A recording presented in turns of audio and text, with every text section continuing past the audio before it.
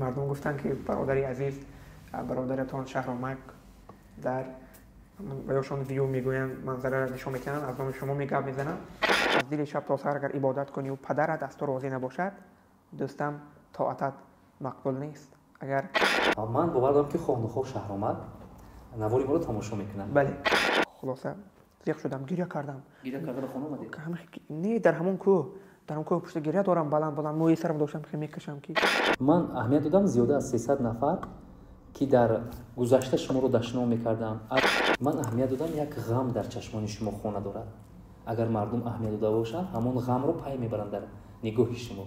این چه غم است که برای درد خود گاهی میشد دلم درد میکنه. گاهی مهاجران عزیز، حجت‌هاتون بود شده است نمیدونید که حجت‌های خود رو سری وقت در کجا تحقیق کنید. من با شما یک آدم باورناک رو توصیه می‌کنم که 2 سال شد با ما همکاری می‌کنه. شرکت باخا میتونه در یک مدت کوتاه هفته حجت‌های شما رو اختی صحت بذارونده شما رو به منزلتون رسونه.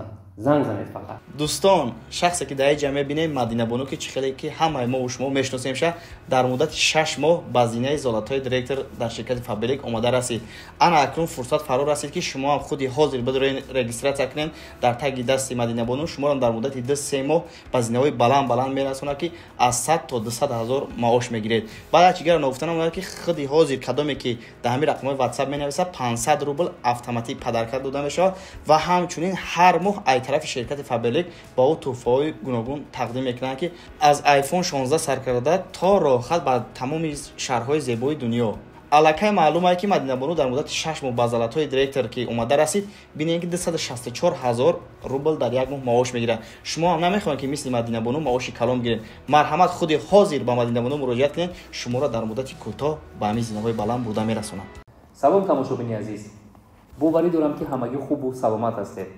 برنامه ما عنوان دارد چهره اینستاگرام و این قسم دومی برنامه ما است که با مهمان برنامه صحبتی خیلی هم گرم و صمیمی انجام میدهیم. شاید حیران شوید که مهمان نوبتی برنامه ما کی باشد. ببینید، اسماعیل جان حسین زاده با لقب معلم در اینترنت خیلی هم معمول و مشهور است. ما خواستیم که از نقبانی‌های منبعده او در این برنامه پرسان شویم. وید سخن رو دراز نمیکنیم، ایشان رو به برنامه خوش آمدید میگیم. سلام علیکم برادری عزیز، سلام علیکم خلق عزیز من، ملت عزیز من، باور دارم خوب و عافیت هستید. دوستان عزیز، شاید حیران شوید که قسم دومی برنامه ما با چی آغاز میگردد. پس از برنامه ما از آن که اسماعیل جان درد دل کردند و مردم را آگاه کردند که از چی در رنج میکشند، اندیشه های زیادی مردم دیگر شد، یعنی از او عذرخواهی کردند. من فکر میکنم که از پیشتون بر اومدن یا اینکه در راه و در دانشگاه و در مکتب ها اگر شما رو ببینن فکر میکنم که اون گپ‌هایی که پیش بود دیگر نیست شد، یعنی که فکر مردم تغییر یافت. همین خیلی شد. بعد فکر مردم تغییر یافت و بیشتر در کامنتاری ها که سخن‌های که قبل میگفتن خیلی کم شد. گاهی میشد که کامنتاری نمی‌نویسن. این بسیار یک فخر بزرگ است برای ما که همین سخنی بد نباشد برای ما پیشروی هستیم. یعنی شما خرسند شدید؟ ولی خیلی خرسند شدم. تو همین ما برنامه کردن مردم نمیدونستن که شما مقصد که از حالت معیوبی اذیت میکشه؟ بله نمیدانستم. چی گمان میکردن؟ چی فکر داشتن؟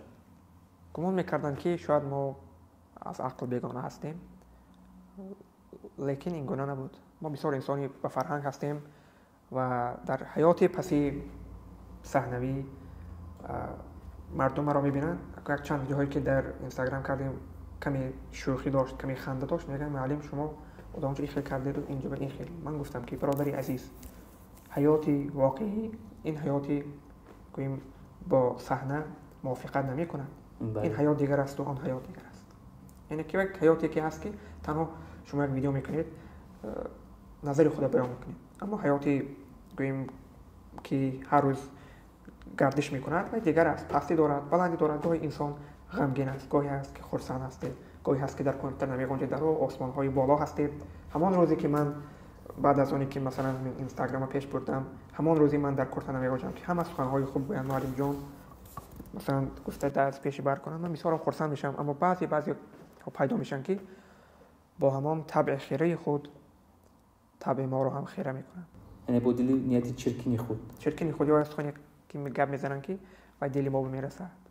دل ما انسانی دردمند، دل ما درد میکنن. خیلی آه انسان‌های دردمند همه میدانند و از من است. از همین سبب خواهش میکنم مردم عزیز ما، بعضیا که هم خیلی سخنهای قبیح میگویید، اون اکثر از پشت سخنی بد میگویید اما رویش به گفتن نمیتونید، التماس همین کارها رو با انجام رسانید. دو روز دیگه شما فرزند دار میشوید، یک کس و فرزند شما یک کس به نام شما یک سخنی بد گوید، شما هم دل آزرده میشوید. باشد که کامیاب و سربلند باشید و دائم خانه آباد باشید. من فکر میکنم که اونهایی که گپی سخت مینویسن یا در زندگی شکستی سخت خوردن یا که قصاص از زندگی گرفتن میخوان و مردم رو چشم دیدن ندارن. من فکر میکنم که همین طایفه انسان ها گپای بد مینویسن. بله، نه انسان هایی که شکست خوردگی هستند، سختی دیدگی، پستی دیدگی، آدم اینقدر بیرحمانه صحبت نمی کند، بیرحمانه اندیشه بیان نمی کند. اون کسانی که بیشتری هست که غم ندارد، بیشتری هست که سواد قضایی ندارد یا انسان شناس نیست. انسان شناس بودن کاری آسان است، مگر برای این خصلت این یکی انسانی داشتن بسیار هم کاری سهل و آسان نیست. من اهمیت دادم زیاده از 300 نفر که در گذشته شما رو دشنام میکردن، از مادر، از خود یا که از خویش و اقربا، همون نفر رو از منبر مهراب عذر پرسیدن با حتی قولش دادن که ما در حقیقت شما رو حقارت کرده بودیم، اگر توانید ما رو ببخشید. امروز منبر آزاد از شما اونها رو میبخشه؟ بله، ما بخشیدیم، ما اونها رو بخشیدیم. تشکر. و مناسبت چگونه است در بازار و در کوچه و پس کوچه؟ مناسبت خوب است. اول اینکه من خودم شخصا مناسبتی خوب دارم. من در کجایی میبینم دو دستم پیش بر مردم رو حرمت میکنم، احترام میکنم. شاید همین سبب باشد که مردم من احترام میکنن. اگر خود انسان خلق و خوی نیک ندارد، مناسبتی خوب ندارد، خلق انسان رو حرمت کردن نمیتونه. چون مردم رو دید که ما یک انسانی همین زمینی هستیم، خیلی گاهی چی هستیم، یعنی که خاکساری میکنیم، برای همین مردم ما رو دوست می‌دارد. مناسبتی مردم از همین سبب خوب میشود. چگونه که سینای بزرگ ابو ابلین سینا میفرمایند: با دشمنی من چو دوست بسیار نشست، با دوست نبایدم دگر بار نشست. پرهیز از آن شکر که با زهر آمیخت، بگریز از آن مگس که بر مار نشست. در جمعیتی که تصورات ندارند، عقل و فهمیش و ادراک ندارند، شما قدم نمیگذارید؟ نه، من در این گونه جمعیت قدم نمیگذارم. پرهیز میکنید؟ پرهیز میکنم از چنین آدمان؟ از چنین آدم ها پرهیز میکنم. من اهمیت دادم شما کم دوست دارید، کم رفیق دارید با اهل شعر و اهل غزل. فکر میکنم که شاید باشد، من ندیدم کم دوستی رفت آمد دارید. چرا با مردم نزدیک شدن نمیخواهید؟ چی مردم اگر ضرر میرسونن؟ ما با مردم نزدیک هستیم و لیکن باز نسبتاً سلامتی ما خوبتر نیست. ما به همه جا رفته مثلا نمایش کردن و هر رفتن هم سلامتیم که خوبتر نیست، رفتن نمیتونم. برای همین شاید بعضی گمان میکنم همین خیلی است من مردم دوست نمیدارم. مردم دوست میدارم وقتی که حرمت کردن، خیلی با ما پیوستگی کردن، اگر سخنی خوب گفتن، موسیقی خوب کردن، ما میریم. یکی اگر یک بار میری دیگر از خلق و خوی آنها با خبر میشی. این دل است، نمیخواد که با آنجا. من اهمیت دادم شما هنگام راه گشتن زیاد خسته میشوید و هر جایی که افتید زود میشینید. چی مگر راهگردی به شما ممکن نیست؟ بله، راهگردی ممکن نیست. بسیار، یعنی که بسیار رفتی میون در میکنند. پاچه ها تو چی؟ پاچه ها به حرکت نیست. خونه پاچه نه پیدا میکنند گردش. برای همین تیز مانده میشیم، تیز میشیم. با ما گفتند که چندین خیرخواهان خواستند که با نیت خیر به شما کمک کنند، ولی شما رد کرده گفته باشید که من گدو نیستم. چرا؟ نه این گونه نشده است. بیایید از اون روزی که برنامه شما به انتها رسید ما صحبت کنیم. بعد از انتهای این برنامه من گویم یا کسی رد کردگی نبودم، ولی که یک چیز به خاطرم اومد که یک جواب نوشته بودن که بیاید دوست میشویم. من با اون کس گفتم که من با شما دوست میشوم، که شما وعده دهید که وقتی که من با شما دوست میشوم من گویم پیسخند نمیزنید، هر گپ نمیگویید. من انسانی درمان هستم، دلم درد میکنه. اگر شما حرمت و احترام من به جا آورده توانید، میتوانید با من یک دوستی را ادامه دهید. اما همین سخن‌ها رو که گفتم فکر کردن که نمیتوانند و خودشون رو دور کشیدن. لیکن من نمیدونم کسی که بودن. نیک مسئله گوییم یاردن، مسئله دستگیری اون کس نگفته است که من گفته باشم که نی من دارم و این خیلی واقعا شدگیشم نیست. نفرانی خیرخواه در کشور ما خیلی هم زیادن. خیلی اگر زیاد. بنیاد خیر و کمک و دستگیری یا که این تبابت به شما مراجعت کنن شما قبول میکنید؟ بله قبول میکنیم. این یگان جایی که رد ندارد. بهتره. اسماعیل جان، چرا ناوگانی نیست و چی شد که دیدتون یک باره از اینترنت سرد گردید؟ دل من بله. الان اهمیت میتیم 2 ماه اخیر شما در اینترنت فعال نیستید. شاید بله. سببی دارد. بله اوقاتی که ما بلاگری آغاز کرده بودیم درس دانشگاه بود، چون فعالیتی نبود بیشتر مشغول می شدیم. الان دانشگاه و درس ها بسیار در پی آموزشی درس ها هستیم و همه ساحه پیش بردن و فکرم کار آسان نیست. پس این ساحه که ما پیش میبریم بلاگری خلاصتا برای یک انسانی که معیوب هست بسیار زوری میکنند، هم درس هم با آموزش ویدیو کنی یا این عصب ها مانده میشود. برای همین نمیتونیم که اگر که ما وقتمون باشد بیشتر همین به مردم خدمت میکنیم، چون ما در دوره آموزش قرار داریم. ما باید آموزش کنیم تا در آینده به این خلق به این ملت نفع ما رسد. برای همین ما الان در دوره آموزش قرار داریم مردم عزیز. از همین سبب ما در خدمت شما هستیم. حتما ما با شما بیشتر در صحنه میشویم و برای شما خدمت میکنیم. سلامت باشید. پرسیدن عیب نیست، ولی بیننده ما شاید سوال دهد که آیا اسماعیل جان در ماه شریف رمضان که قرار داریم روزه‌دار هستن؟ بله اسماعیل جان. یا که سلامتیتون خوب نیست از همین سبب نمیگیره؟ نه من گرفته ایستادم، روزه گرفته ایستادم، چون این یک امری هست که امری واجب هست و ما این انجام دهیم. در حقیقت اونهایی که در ماه شریف رمضان روزه می‌دارن، نیت تازه دارن، نیت پاک دارن، از گناه‌های خود عذر خواهی میکنن و این طایفه انسان‌ها چه ارمغان داره؟ بله انسان‌هایی که دستگیری یتیمان هستند، دستگیری گوییم مظلومان هستند، خاصتا پیران هستند و پیروی اصیلی پیشوای معظم ملت هستند. بزرگوار فریدالدین عطار می‌فرمایند که بر سر بالین بیماران گذر، از آن که هست این سنت خیرالبشر. تا توانی تشنه را سیراب کن، در مجالیس خدمت اصحاب کن.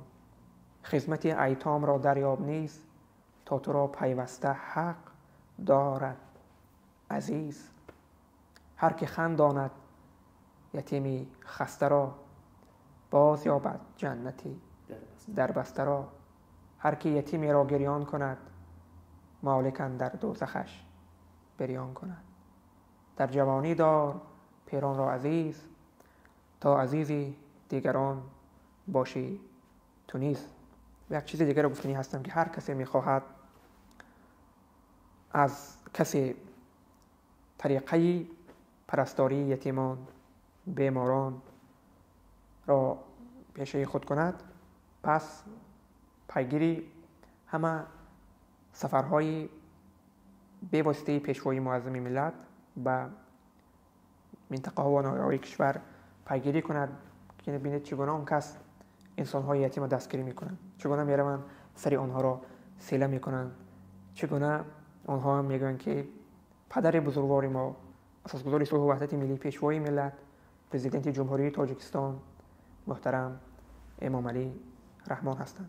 باید این شخص ایدئالی ما هستند و باید ما شکرگزاری این گونه آبادی ها آزادی ها باشیم. این آبادی ها این همه تنجا هست که ما معیوبان در راه ها آزادانه راه می رویم، آزادانه میریم دانشگاه با یک خرسندی، با یک گوییم چهره کشاده باز به خانه می آییم. این یک خرسندی بزرگ است. در همه مملکت این گونه چیز دیده نمی شود. ببینید ما در سامانه‌های اجتماعی می بینیم چگونه دیگر مملکت ها سختی می کشند، رنج می کشند، حتی وفات می کنند. اگر روز با جناب عالی از نزدیک بخورید چه گپی ناگفته‌ای داره؟ گپی ناگفته‌ای من همین که میگم من دوست شما هستم. من شما را دوست می‌دارم. این سخنی هست که شما آرزو دارید که در روبروی جنوبی آلی بیایید. بله. تشکر. اسماعیل جان، شما در برنامه قبلی نامه پیش از مرگ مقصد که صحنه‌بازی بود فکر میکنم و مردم ما رو دیگر خیلی قبول کردن و همگی گفتن که چرا میخوای گفت بچه جوان علاقه که از دنیای دستش خنک شده یا که عمرش کوتاه است، همین گونه گپ‌ها رو مقصد خوب قبول نکردن.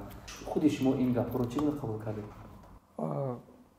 راستی این فهم مردم است. نامه از پیش از مرگ گفتن این است که ما طبیعتا شاعر هستیم و بیشتر به بیت‌های سری قبلی شاعران دقت خیلی جدی می‌دادم و روزی همین بیت در خاطرم اومد که شرق زادم خیر باد ناگفته رفتم از جهان، میروم از این جهان و در زبانم خوش بمانی یاد باد. این یک چی است؟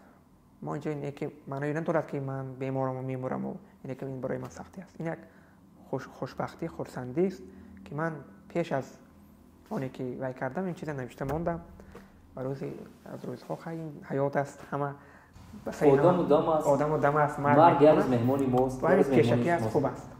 بله. سوال چنین است، امروزها بلوگران رو به آوازخوانی آوردن، شما هم میل آوازخوانی دارید؟ میل آوازخوانی داشتید فکر میکنم؟ میل آوازخوانی داشتیم و داریم و از روز ازل مردم ما سرودوستار هست. در زیر لب خیلی سرودها رو شخصا خودی من زمزمه میکنم. اینه که من این گونه صنعتی که تا ابد همچون سراینده روم، من این گونه صنعت ندارم. هر کی این ساحه پیش میگیرد بسیار ساحه خوب است. این گونه انسان‌های ما پیروی باربدی مروزی می حسابیم. باشد که در خاندان هر یکی ما و شما یک تا سراینده باشد، یک تا خوش آواز باشد. این یگان ضرری ندارد و کسانی که همین راه پیشه کردگی هستند ما با آنها برای کامیابی می‌خواهیم. هر کی میتواند آشجان شود و به مردم به خلق خدمت کند و صداش باز هم چه دهد ثقل دهد. تشکر. من اهمیت دادم یک غم در چشمان شما خونه دارد. اگر مردم اهمیت داده باشند همون غم رو پای میبرند در نگاه شما. این چه غم است که در چهره شما خونه دارد؟ فقط راستش رو بگید، پنهان ندارید. غم اکنون حیات خودش بی غم نمی شود. بزرگوار بدرالدین هلالی می فرمایند که در عالم بی وفا کسی خرم نیست، شادی و نشاط در بنی آدم نیست. آن کس که او را در این زمانه غم نیست یا آدم نیست یا از این عالم نیست. سبب همین غم داشتن ما همین هست که ما از جمله همون انسان هایی هستیم که هم از همین عالم هستیم، از همین عالمی هستیم که آر و ناموس، شرف، وجدان ما را باید عذاب دهد. چون کوشش و جهد نباشد آخر زندگی چگونه پیش می رود. اگر غمی فرزند نخوریم، غمی پیشرفت خدا نخوریم، دیگر یک چیز است. خیلی ما که رنج داریم، درد داریم، شاید به فکر فرو می رویم، شاید از همین سبب باشد. دیگر یکون سختی رنجی از جهت یکون چیز نداریم. برای درد خود غمگین نمیشه؟ برای درد خود گاهی میشد دلم درد میکنه. گاهی یک جا میشینیم صحبت میکنیم، یک انسانی سعد یا یک پیشروی خود میگوید، همین خود از خود دل ما گم میزنه. برای همین یک احساسی ازلی است. یکون کس گفته نمیتواند که نه من در مشکلی هایم، در سختی هایم گریه نمی کنم یا زیغ نمیشم. همه زیغ میشن، همه سختی دارد و حتی بزرگان، حتی پیامبران هم این سختی های چشیدگی هستند. باید ما شکر کنیم. ما به صبر شما قائلیم. تشکر. زنده باشید. شهرامک امریکا. بله. میشناسید؟ میشناسم. نوارهاش رو تماشا کرده؟ بله. شما میدونید که اون کس مخلص شما بوده است؟ مردم گفتن که برادری عزیز، برادرتان شهرامک در بهشون ویو میگوین، منظره را نشون میکنن، از نام شما میگب میزنن و من دیدم که اون کس بسیار با همون مردمی گویم امریکا مناسبت تاجیکانه دارند. ذهن جوانمردی که مناسبت خوب تاجیکانه در جهان پهن می‌کند و آبروی تاجیکانه در سطح گویم همون مهاجرا هم بلند می‌بردارد. تشکر، عمرشان دراز باشد. من از شما یک خواهش دارم. من باور دارم که خانوخواه شهرآمد نواری ما رو تماشا میکنن. بله. چی پیغام از تاجیکستان و این جوان تاجیک آمریکایی داره؟ ما پیغام همین است که عمرکشان دراز شود، همون کسشون پول شود. اگر فرزند دارن مراد فرزند ببینن، خوشبخت شوند. دیگر ما فقط دست دراز میکنیم به برادری عزیزم. من باور دارم که شهرآمد این سخنهای شما رو با جان و دل قبول میکند و حتما یک کامنت یا اینکه یک ویدیو ابرشنی حتما در جواب به شما خواهد فرستاد. حمایتگر پیدا کردید از اون روزی که در اینترنت پیدا شدید فعالیت میکنید. وقتی که ما خیلی در اینترنت پیدا شدیم دوستان پیدا کردیم که در مسئله‌ای که ما را حمایت کند یا یک آیدی مسئله همکاری ما با بعضی تلگرام‌هایی که میکنیم ما را حمایتگری کند پیدا حالا نشده است پیدا. و خدا خواهد پیدا میشود و در همه پستی و بلندی ها دستگیر شما میشود. بله. اسماعیل جان، شما با بیپولی بار تجربه کرده اید که زندگی رو پیش بردن چگونه است؟ بله، با بیپولی ما خیلی روبرو شدگی هستیم. گاهی فکر میکردیم که چگونه پول کار کردن رو آموزیم، چگونه نان یافتن رو آموزیم. اینا بینید پدرهای ما همه مردمی ما کوشش میکند که هتل های پیدا کند تا زندگیش پیش رود و ما هم یک اونا پیروی میکردیم و فکر میکردیم که همین پول مبلغ چقدر کار میکنن، چگونه صرف میکنن و گاهی از سبب گویم همین به تجربگی چون در دانشگاه تحصیل میکنیم استیپندیوم میگیریم بی‌پرواهی کردیم. هم یک مدت بسیار هم نشده است، همین 2 روزه کرد. یک روزش با همون تنگه هایی که جمع کرده بودیم چی کردیم؟ یعنی که یک خراجات کردیم. روزی سیوم انا میبرایم سری راه، مبلغ نیست، یک ماشین داری گویی که خیلی منو تا اونجا را برید تو دانشگاه برید عیب شر میکنی وای میکنی. بعد خلاصتا آن روز پیاده رفتیم به دانشگاه. این بینید آر و ناموس وجدان چگونه عذاب میکرد که ما همون روز بی پول گفته خودمون پس نزدیم و کوشش کردیم که رویم درس را خوانیم و باز برگشته آییم. سلامتیتون بد نشد؟ سلامتی هم بد شد، خیلی ها مانده شدم. اما چرا نبود؟ این چگونه که بینید پدر از دل فرزند میگن آگاه است. چه؟ هم بیگاه شد. یکی پدر عزیزم مبلغ فرستادم. من با آنها نگفته بودم که من پولم تمام شدگی، من حاضر پول ندارم. این دل پدر میگن احساس میکنن که فرزند در چه حال است. این چیزا ما هم یکایی که ما شما احساس کردگی هستیم، خواه در واقعه‌های حیاتی، خواه در واقعه‌هایی که در فیلم‌ها هست.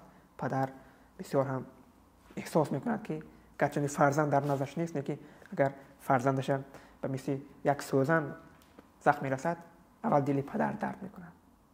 ما هم با همین بزرگی پدر چه داریم؟ احترام میکنیم. پدر این یک نعمتی هست که من همین پشت و پناه واقعی فرزند این پدر است. پدران را دوست داریم، حرمت کنیم. اگر همین پدر نباشد یگان وقت انسان خوشبخت بودن نمیتواند. هر کسی پدر دارد، هر کسی مادر دارد، خوشبخت‌ترین انسانی روی دنیا هست و من هم پدر و مادرم دوست می‌دارم و به شما هم توصیه میکنم که دوستان اول دعای نیکی پدر و مادر را گیرید. میگه که شاعر از دل شب تا سحر، اکنون ما خلاصه میکنیم، از دل شب تا سحر اگر عبادت کنی و پدرت از تو راضی نباشد دوستم طاعتت مقبول نیست. اگر شما طاعت مقبول میخواهید، گوییم رضایت الله میخواهید، پدر را تاج سر کنید. پدر را تاج سر کن تا خدا از تو راضی باشد. دوستم تشکر. من امروز معامله و مناسبتی زیاد دانشجویان رو شاهد گشتم که با پدر مناسبت دارم که پول روان کن اگزامینو ما گیرم راهگیرو ندارم، خورد و خوراک ندارم. گفته حتی به سر پدر داد میزنم. به این گونه توی به انسان ها چی گفتن میکنیم؟ به اینها گفتنی هستم که پدر را اصلا سخنی بد نگویید، چون دل پدر رنجد شما در زندگی سعادت نمی‌یابید. اگر کفت و بازوی درست دارید کوشش کنید، جهد کنید که حتی خودتان هم آخی زندگیتان را پیش می‌بردگی باشید، چون پدرم آهسته آهسته پیر میشد، آهسته آهسته ناتوان میشد. شما خودتان کوشش کنید که آهسته آهسته شما به پدر یاردمی کردگی شوید. و روز تو هم پدر میشوی. روز تو هم پدر میشوی. اگر فرزندان خودت رو حرمت نکنند و دائم به سرت داد زنند، این خطاگی خودت است. باید فرزند قابل دائم رفته از حال پدر خبر میگیرد، پدر دستگیری میکنند و اون فرزند ناقابل گریبان پدر میگیرد که این روزی سخت است. باور کنید روزی سخت است. اصلا از جمله این گونه انسان هایی که گریبان پدرگیر هستند نشوید و پدر را دوست دارید. در پیش پای پدر سجده کنید، شما به میارزد.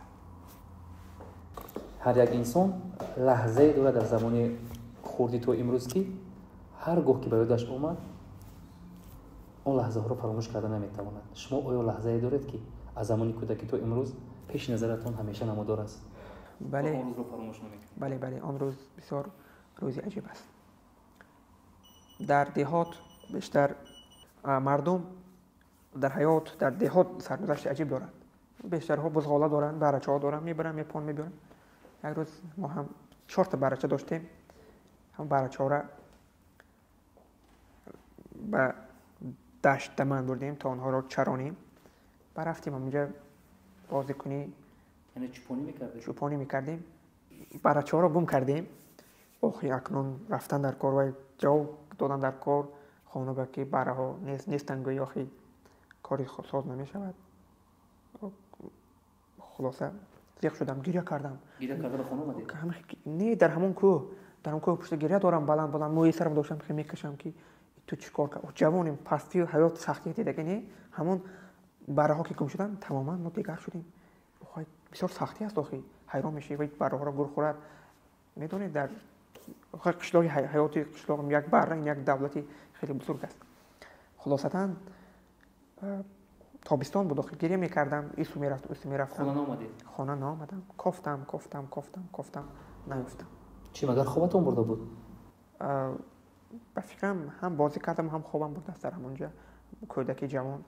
خلاصه اون روز ما بره ها را نیفتیم. کجا رفت؟ کجا شد؟ نمیتونم. آخی خانه اومدم میبیام میپرسن که بره ها کنیم، خاموشم، هیچ چیز گفتن نمیتونم. دهانم واز ماند که چی گویم. همین نگاه کرده ایستادم. بعد مادرم گفتن که از افتش تو بره ها رو گم کرده و میترسی که مادرت تو رو جنگ میکنن. نترس پسرم، من تو رو جنگ نمیکنم. تو بچه خوب هستی. شاید بره ها یا اونجا رفتن تو رفته چی گوییم، یعنی که افتن نتوانستی. هیچ گپ نی بچم، هیچ گپ. بعد آن روز شب شد. پدر چی گفته؟ پدر در اونجا نبودن. پدر مهمانی رفته که بودن اون شب با مادر کلانم خانه اپشان. خلاصه زنگ زدن، تلفن کردن که بره ها رو به عاقل درون کرده. مادرم که چخیر است، مادر چخیر فرزند دوست می‌دارد. در گلستان سعدی هست که دروغ مسجد آمیز. میگفتن همش ناز مردک جان. فرزندم آورد بره ها رو، ما به همون گوییم چایلی و عاقل درون کردیم. آنها در مهمانی نخواستن که خاطری پدر آزرده کردن. خوش صبح شد، همراه با مادرم به جستجوی بره ها رفتیم. به کوه پشته ها رفتیم. از همون پایانی کوه آغاز کردیم، رفتیم بالا نیست. آفتاب گرم شد. اون کوه به آب نبود، تشنه موندیم. چقدر آب بینید، بی آبی چقدر سخت است. تشنه موندیم. بعد شما دلتون به مادر میسوخت، مادر دلشون به شما؟ بله همین گونه شد، هم دل من به مادر میسوخت، هم مادر دلشان به من میسوخت و همین گونه شد تا یک مکانهایی که اونجا کس ناگذر است رفتیم کافتیم نیفتیم. بعد دلمون خنک شد که ما نیفتیم بره ها را. تو به ها؟ نه، بره ها را نیفتیم. خانه آمدیم که یک همسایه من گفت که یک رمه یکی در آن سونی کوه که آنجا را سوخته میگویند، لیلاقچه میگویند، 4 بره بیگانه شده است، یک جای شده است، باز آنها بره های شما نباشند. بعدا ما دلمون پر کردیم که بره های یافتیم. گفته بعد یک خوراک کردن، مادرم خوراک خوردیم، همراه رفتیم با مادرم. اونجا رفتیم یک سگ همین میبیست دویده آمد. من ترسیدم، در پشت مادرم روز شدم که سگ مرا نگیرد. گفته بعد چوپان سگ را یعنی که جر زد، سگ خاموش ایستاد و ما پرسیدیم که همین گونه 4 برچه گم شده است از آن ما. میگد بله، دیشب میگوید ما همین کوه دور زناندیم رمه را. بله، در حالتی گذشتن رمه ها آوردیم، حساب کردیم که ما رمه ما 1000 تا است، 1004 تا. میگه ما خرسند شدیم که این چقدر رمه ما 4 تا زیاد شده است. شاید گم اینها را ما گم کردیم یا اینها چقدر شدن. بعد خلاصتا حساب میکنن، میبینن که برها بیگانه هستند، صاحبانشان دیگر است. خلاصه شما برگردوندن، ما رفتیم برها را جدا کردن، ما آوردیم به خانه درون کردیم. خرسند شدیم، بسیار هم خرسند شدیم، چون پدر اگر میفهمیدن جنگ میکردن. چون تو بازگشتی پدر، گوسفندها به خانه برگشتن و ما هم در لب ما خنده ها ادا شد. خرسند شدیم که برها گم نشدن. تشکر.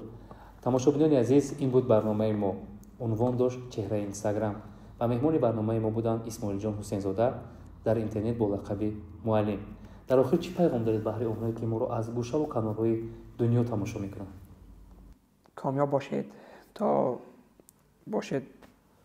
تا جهان هست شما هم باشید و پیگیری اینستاگرامی ما باشید. اینچون یوتیوب هم داریم، اسماعیل حسین زاده. حتما قربان شوید مردمی عزیز. به شما ما بوده نمیتوانیم. همین دعای نیک شما، همین تماشای شما هست که ما پیش میرویم. التماس زیاد و ما آبونه شوید، هم در اینستاگرام و هم در یوتیوب. ما در خدمت شما هستیم. تشکر.